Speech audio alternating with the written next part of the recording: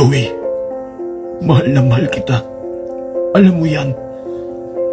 Handa kong iwanan si Alodia para sa'yo.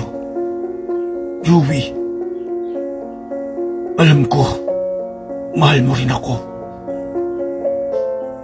Magpakatotoo ka, Joey. Huwag mong pigilan ang nararamdaman mo. Nasisiraan ka na ba ng bait, Jeffrey? Kaibigan ko rin si Alodia. Matagal na kayong magkasintahan. Huwag mong gawin yan.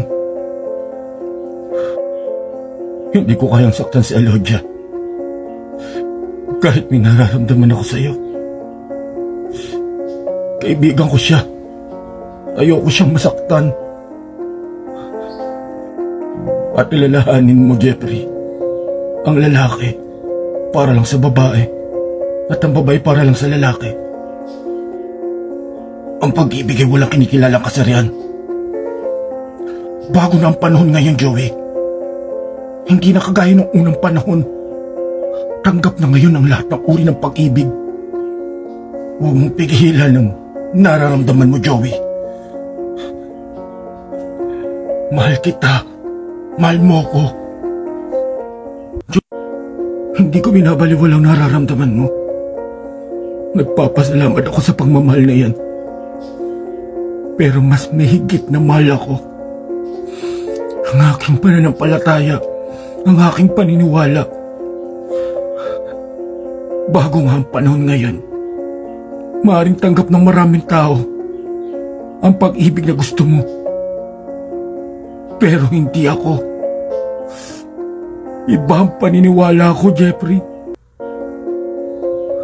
At mas pipiliin ko yun dahil ako naniniwala na yun ang mas tama. Mahalin mo si Alodia. Yun ang nararapat. Yun ang dapat. Hindi ko kayang tumbasan ang pagmamahal mo. Pagmamahal lang bilang kapatid at kaibigan ang kaya kong ibigay sa'yo.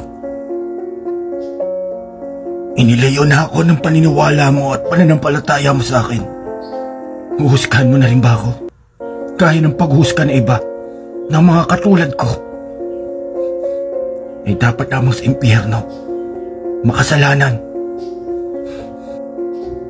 Hindi kita hinuhusgahan, Jeffrey. Wala sa akin ang paghatol. Kahit sino man tao walang karapatang humatol sa kapwa niya tao. Diyos lang ang may karapatang humatol. Mahal kita, Jeffrey.